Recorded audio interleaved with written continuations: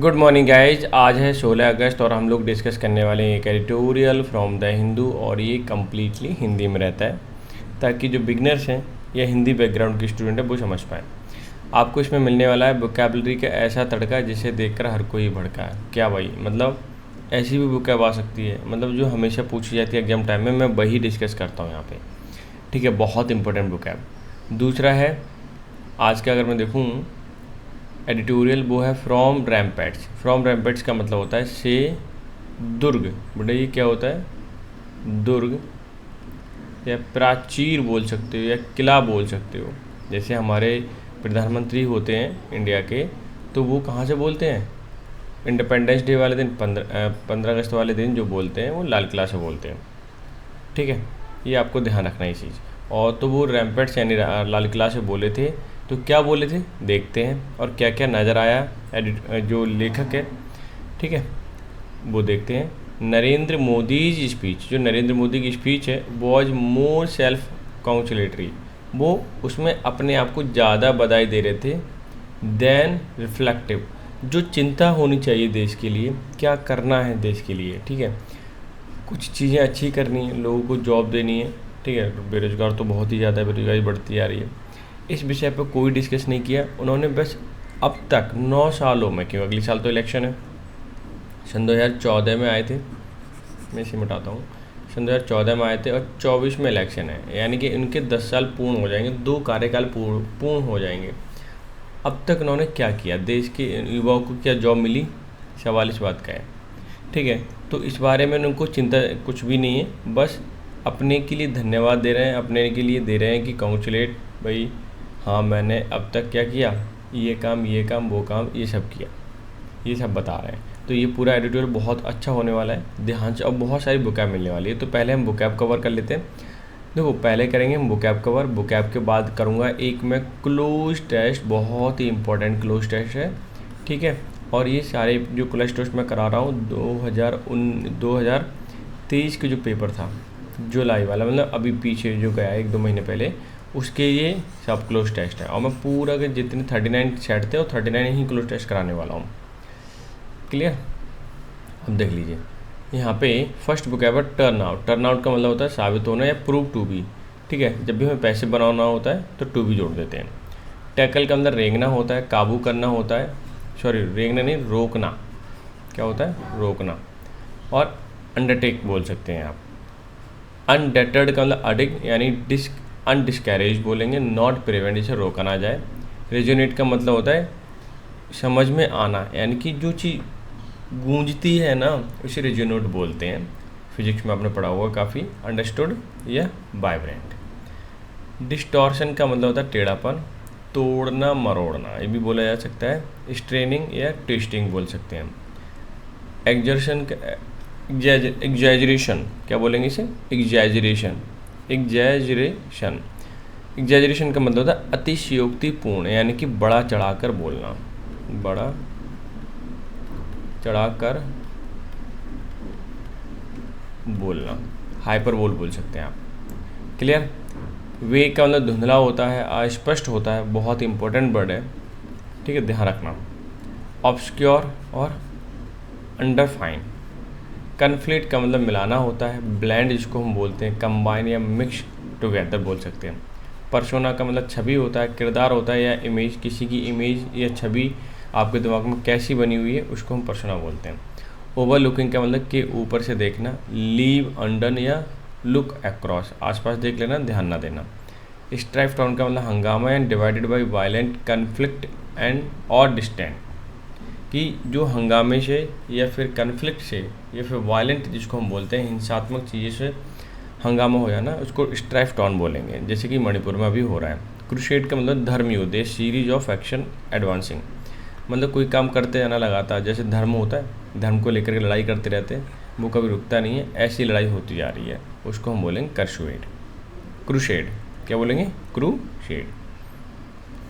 Next है सेप्टिसिज्म का मतलब संशयवाद यानी कि शंका।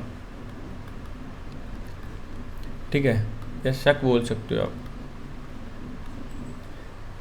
और एग्नोस्टिसिज्म बोल सकते हो, सेप्टिसिज्म बोल सकते हो, ये वर्ड बहुत बार आया हुआ है। और ये भी वर्ड बहुत बार आया हुआ, तो आप देख लें, बहुत ही इंपॉर्टेंट है।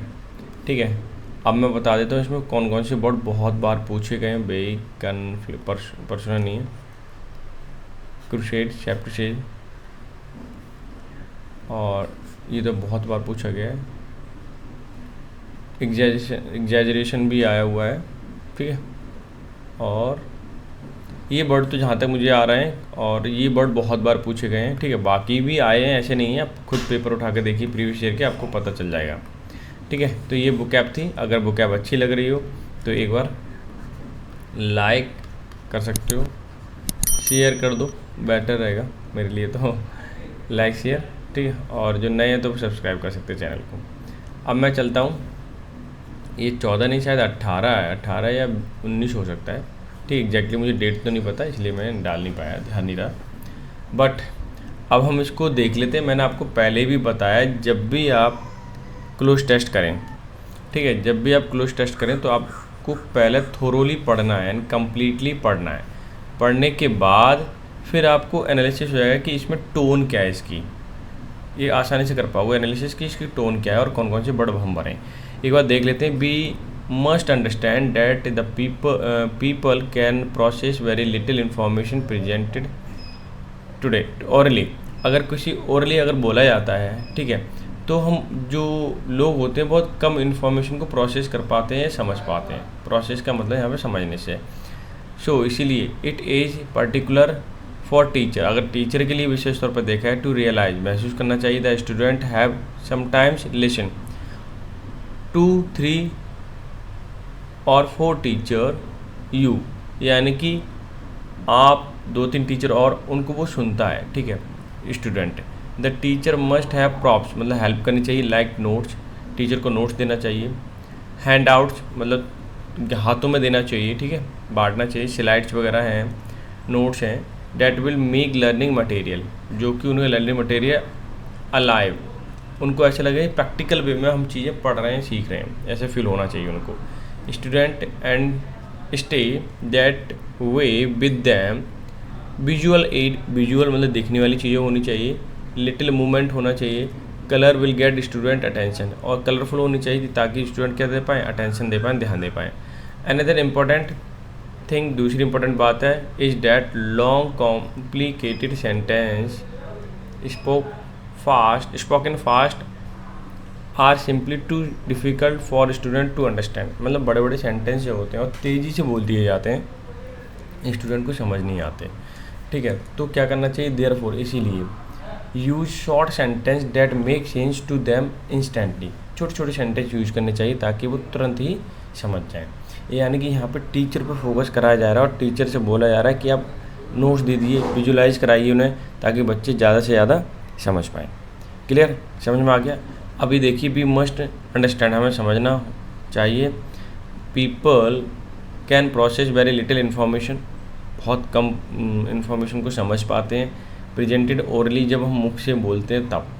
इसीलिए इट इज़ अर्जेंट या इट इज़ इमटेरियल, ना तो इमटेरियल, ठीक है, और ना ही अर्जेंट। इट इज़ इम्पोर्टेंट, क्या है, ये महत्वपूर्ण है। यानी कि ऑप्शन नंबर बी सी बहुत आसानी से हमें दिखाई दे रहा है। अब नेक्स्ट हमारा सेंटेंस है, देख लेते हैं पढ़ के।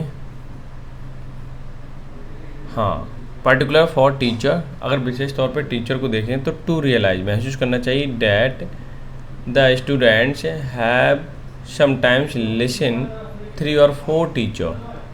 ठीक है, यू, यहाँ पे सेंटेंस हमारा ओवर हो रहा है।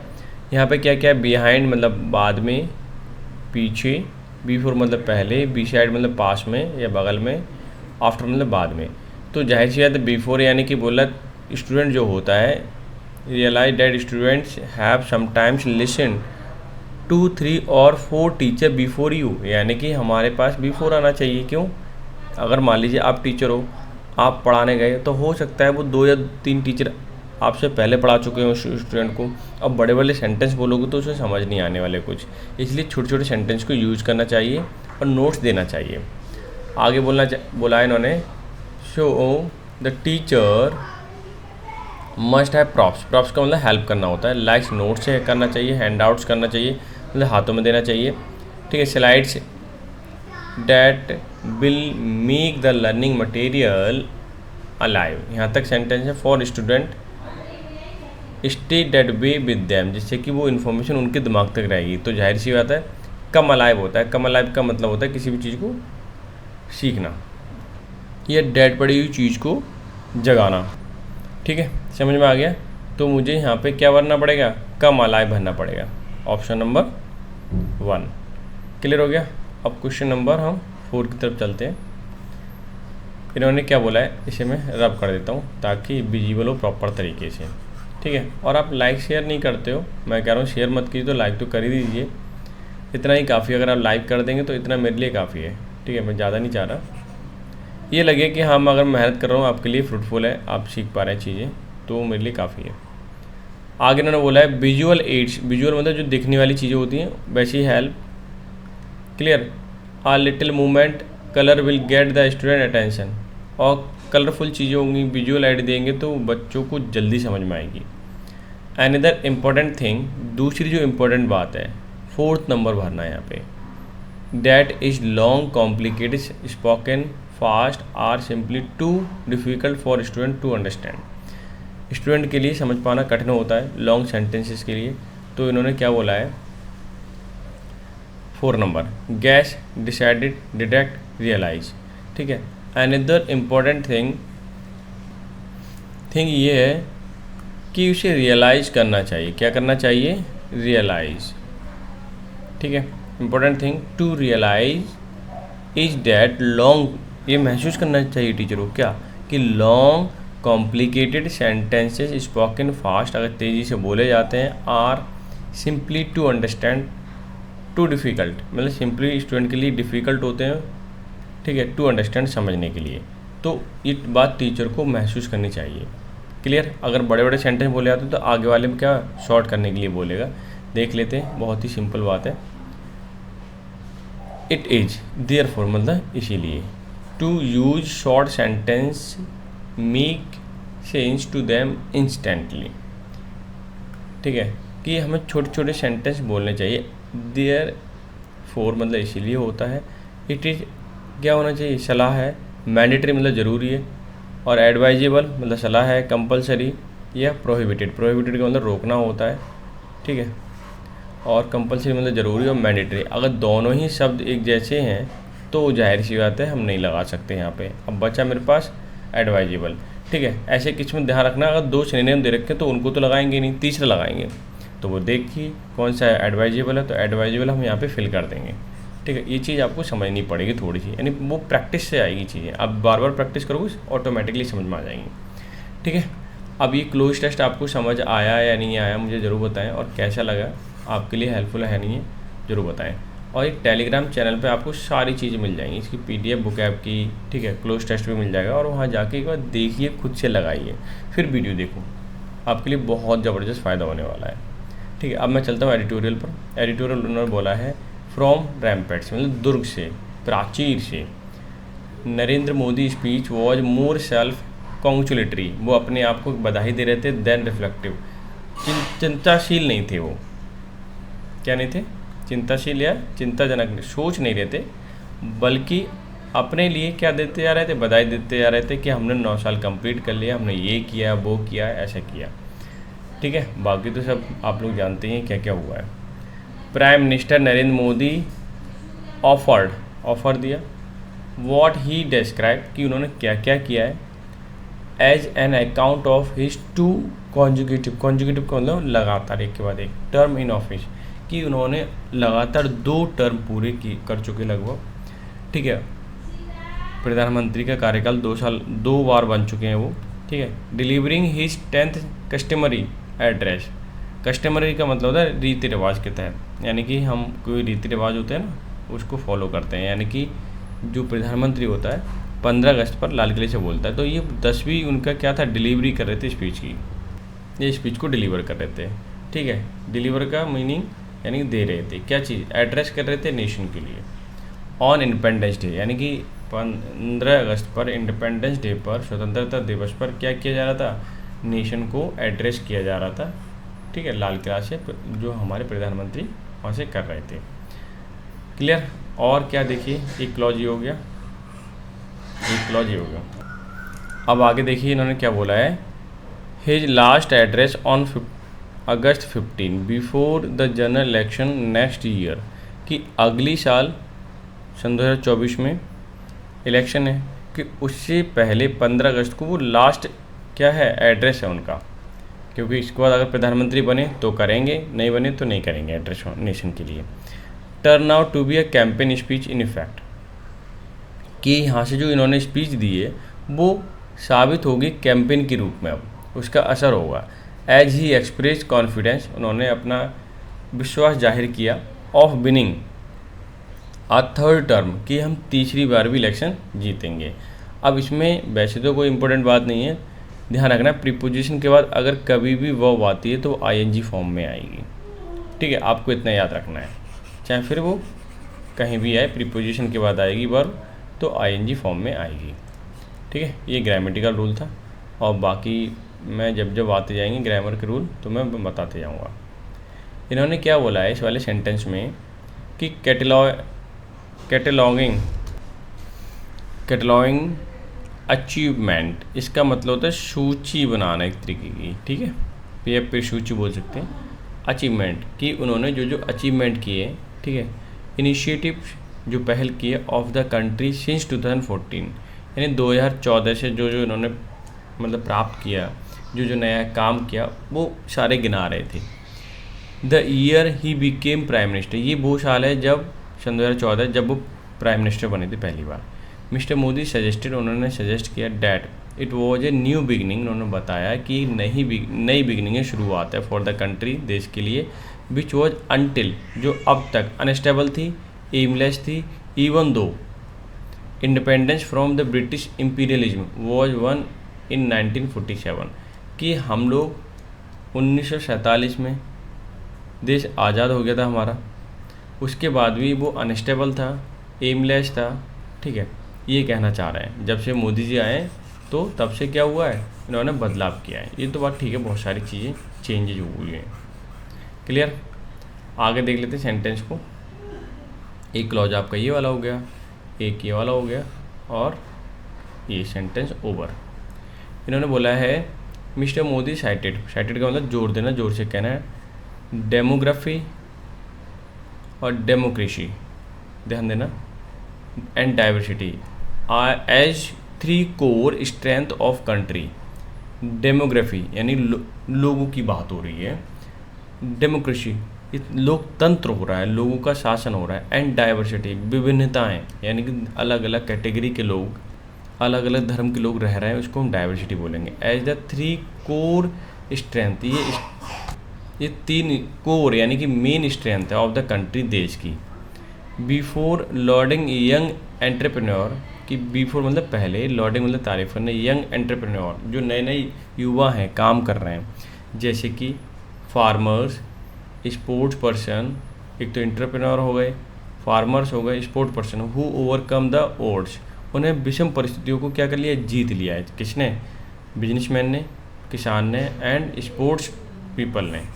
क्लियर, बहुत अच्छी बात है, उन्होंने विषम परिस्थितियों को जीता है और वो आगे बढ़े हैं। लेकिन किसान तो ज़्यादा मुझे लगता है सुखी नहीं है, उसकी आमदनी भी तेज़ नहीं है, बहुत ही कम है। आगे देखिए, ही साइटेड, उसने जोर दिया 3 challenges that hold back the progress of, उन्होंने जोर दिया क्या, 3 चैलेंजेस थे होल्ड बैक, जिन्होंने जकड़ लिया था प्रोग्रेस को इंडिया की। वो है करप्शन है, एक डायनेस्टिक पॉलिटिक्स है, एंड अपीजमेंट पॉलिटिक्स है। करप्शन का मतलब जानते ही हो, ठीक है, बहुत ही ज़्यादा करप्ट होना, और डायनेस्टिक का मतलब होता है वंशानुगत राजनीति होना, ठीक है, मतलब एक ही फैमिली से राजनीति चल रही है, वो चीज़। अपीजमेंट का मतलब होता है, एक अपीजमेंट पॉलिटिक्स का मतलब होता है एक ऐसी पॉलिटिक्स जहाँ पे कुछ लोगों को क्या कराया जा रहा है, फ़ायदा कराया जा रहा है, और बाकी लोगों को क्या हो रहा है, नुकसान हो रहा है, ठीक है, वो होता है अपीजमेंट, इनकी तुष्टीकरण की राजनीति। क्लियर, समझ में आ गया। तो ये 3 चैलेंजेस थे जिसने इंडिया की प्रोग्रेस को रोक रखा था, ठीक है, ये बोला है मोदी जी ने, हमारे प्राइम मिनिस्टर ने। भ्रष्टाचार तो, करप्शन तो जाहिर सी बात है, उसने तो रोक ही रखा है। आगे देखें, सेंटेंस को पहले करता हूँ मैं हाईलाइट। इन्हें देखिए क्या कहा है, सिंस 2014 से mister Modi told fellow citizens whom he addressed as family member throughout the speech। उन्होंने पूरी मतलब जो स्पीच थी उनमें बोल रहे थे कि फैमिली मेम्बर, क्या बोल रहे थे, he has been tackling these challenges, उन्होंने ये चैलेंजेस को टैकल किया है head on and making many enemies, और बहुत सारे जब टैकल किया इन सारे चैलेंजेस को, करप्शन को, डायनेस्टिक पॉलिटिक्स को और अपीजमेंट को, तो बहुत सारे क्या बने हैं, उनके दुश्मन बने हुए, शत्रु बने हुए हैं, बट रिमेन्स अनडेटेड, लेकिन उन्हें वो रोक नहीं पाएंगे, वो शत्रु जो है उन्हें रोक नहीं पाएंगे। सीधा सीधा कांग्रेस पे हमला है, अब राजनीतिक मैटर है, ठीक है। वो ये कहना चाह रहे हैं कि कांग्रेस हमें रोक नहीं पाएगी, हम फिर से सरकार में आएंगे। बहुत ही अच्छी बात है। अकॉर्डिंग टू हिम, उनके अनुसार India was overcoming the ills of 10,000 years of slavery, कि हमारे यहाँ पर इंडिया में 1000 साल पुराने से यानी पहले से क्या है, स्लेवरी सिस्टम चल रहा है, दास वाला सिस्टम चल रहा है, उसे ओवरकम किया इंडिया ने। क्या किया है, ओवरकम मतलब जीत लिया है, ठीक है। आगे देखिए, and is now laying the foundation of the 1,000 years golden era, और ये एरा का मतलब होता है युग, कि अब हम लेंग मतलब रख रहे हैं, फाउंडेशन रख रहे हैं 1000 साल का गोल्डन एरा, एरा मतलब युग बना रहे हैं। यहाँ पे बहुत सारी चीज़ें नई होनी है। In emerging new world order, बढ़ते हुए नए दुनिया में, India would be playing a central role, mister Modi said, कि इंडिया प्ले करेगा, एक सेंट्रल रोल प्ले करेगा, ठीक है, मुख्य भूमिका निभाएगा दुनिया को चलाने में, ऐसा मोदी जी ने बोला है, ठीक है। बहुत ही अच्छी बात है, इंडिया बहुत अच्छा रोल प्ले करेगा। आगे देखिए इन्होंने सेंटेंस में क्या बोला है, prime minister Modi speech was inspiring थी उनकी स्पीच, ऑप्टिमिस्टिक मतलब आशावादी थी, एट वन लेवल, एक लेवल पर, but it was also more self congratulatory, मतलब अपने आप को बधाई देते जा रहे थे, then exclusive, then self reflective and unifying, कि अपने आप को विचार चिंतन मन में नहीं थे अपने आप के, बस कॉन्ग्रेचुलेट करते जा रहे थे अपने आप के लिए। दो mister Modi said India's unity across region, उन्होंने कहा कि इंडिया के अंदर यूनिटी है कम्युनिटीज़ में, and gender was utmost priority for him, और उनके लिए हर एक जेंडर हो, हर एक कम्युनिटी के लोग, सारे धर्म के लोगों में जब क्या है यूनिटी है, तो वो सबसे प्रायोरिटी में है उनके लिए, मोदी जी के लिए, यानी हर व्यक्ति का क्या रखना है, ध्यान रखना है, क्लियर है, ताकि किसी भी व्यक्ति को समस्या ना हो। बहुत ही अच्छी बात है, लेकिन उस पर रिफ्लेक्ट नहीं किया उन्होंने, रिफ्लेक्टिव चिंतन नहीं किया, कंसर्न नहीं जता रहे थे। Unity pitch did not resonate well, unity pitch जो है वो ज़्यादा तो नहीं बोला उन्होंने उस पर, यूनिटी के बारे में। As the principal opposition party Congress said mister Modi speech was full of distortion, lie, exaggeration and weak promises. जब जो प्रिंसिपल मतलब मुख्य ओपोजिशन पार्टी के जो लोग हैं कांग्रेस, उन्होंने क्या बोला कि मोदी जी की जो स्पीच थी डिस्टॉर्शन, विकृत थी, बेकार थी, झूठी थी, बड़ा चढ़ाकर बोलने वाले थी, और बेग प्रोमिसेस, और झूठे इन्होंने प्रोमिसेस किए हैं, ठीक है। बहुत ऐसा क्या बोला कांग्रेस ने, ऐसा बोला कि उन्होंने झूठे प्रॉमिस किए हैं, उल्टा सीधा बोला है, कुछ भी ऐसा नहीं है। आगे देखिए, the prime minister prime minister ने डिप्लॉयड किया हिज स्किलफुल ऑरिटरी मतलब होता है अच्छा बोलना, कि स्किल है उनके पास बोलने का, टू कन्फ्लिक्ट मतलब मिलाना, his own persona with the country, और अपनी जो छवि है वो कंट्री में मिला देते हैं, यानी बोलने की तो बहुत अच्छी कला है। अब देखिए क्या बोल रहे हैं कि कंटिन्यूटी लगातार इन इंडियाज प्रोग्रेस सिंस 1947, जब से देश आज़ाद हुआ तब से कंटिन्यूटी बनी हुई है प्रोग्रेस में। इज एज सेल्फ एविडेंट, वो खुद ही सबूत हैं इस बात के, as daunting challenges of its present, कि जो चैलेंजेज हैं, हालांकि डराते हैं और देखते हैं वो कि कितने सारे चैलेंजेज हैं, और वो 1947 से खुद एक सबूत के रूप में हैं। वो कहने का मतलब उन्होंने खुद देखा है कि कितना चेंज आया है, कितना प्रोग्रेस किया इंडिया ने। डिनाइंग और ओवरलुकिंग, मना करना, ओवरलुकिंग का मतलब नज़रअंदाज करना, either is not a great strategy for progress, ठीक है, मना करना, ओवरलुकिंग करना ये नहीं है ग्रेट स्ट्रेटजी प्रोग्रेस के लिए, मतलब प्रोग्रेस के लिए ओवरलुकिंग करना अच्छी स्ट्रेटजी नहीं है। अब आगे देखिए सेंटेंस, छोटे छोटे सेंटेंस हैं। मिस्टर मोदी नोटेड, उन्होंने नोट किया, peace and normalcy were returning to strife torn Manipur, कि पीस लौट के आ रही है, ठीक है, शांति लौट के आ रही है मणिपुर में, but no state accountability for violence and chaos was mention. और कोई स्टेट, कोई भी राज्य, ठीक है, कोई भी स्टेट, ठीक है, किसी में भी अभी क्योस मतलब अव्यवस्था, वायलेंस वगैरह नज़र नहीं आई है, कहीं भी नहीं है। सब जगह पूरे देश के अंदर क्या है, बहुत ही शांति है। मिस्टर मोदी क्लेम, दावा करते हैं, an uncompromising crusade against corruption, उन्होंने धर्म युद्ध छेड़ दिया है करप्शन के खिलाफ। Are weaken by the selective approach of the central investigative agency, ठीक है, कैसे सेलेक्टिव अप्रोच है उनका, सेंट्रल इन्वेस्टिगेशन जितनी भी यूनियन की एजेंसी है, चाहे आपका ईडी हो, चाहे आपका सीबीआई हो, जो भी है, टारगेट ओनली ओपोजिशन पॉलिटिशियन, केवल विपक्ष के पॉलिटिशियन को टारगेट करते हैं, until point that they align with the Bharatiya Janata party, जब तक कि वो भारतीय जनता पार्टी के अलाइन नहीं हुए, उनका सहयोग ना करने लगे या उनके अनुसार ना हो जाए, तब तक जितने भी विपक्ष पार्टी वाले लोग हैं या नेता हैं उनको टारगेट किया जाता है, ठीक है। ये है तरक्की। आगे देखिए, overall mister Modi and enforce का मतलब होता है लागू करना, the faith of his faithful and scepticism of his sceptics. Overall देखिए मोदी जी ने बहुत ही मजबूत किया है फेथ के लिए, जो फेथफुल चीज़ें उन पर फेथ दिखाया है, और सेप्टिसिज्म यानी कि जब जिनको शक होती है, शकवादी लोग हैं, उनको और भी ज़्यादा शक बढ़ रही है, यानी कि अब क्या होने वाला है कुछ पता नहीं है। तो ये सारी चीज़ें थी, किस तरह से बोला, ये एडिटोरियल में लिखा हुआ है, ठीक है, एडिटर ने लिखा है। और आई होप सो आपने बहुत सारी चीज़ें यहाँ पे सीखी होंगी, और वोकैब जरूर लेना और क्लोज टेस्ट जरूर सॉल्व करना। तो मिलते हैं नेक्स्ट सेशन में, तब तक के लिए bye bye, take care, have a good day.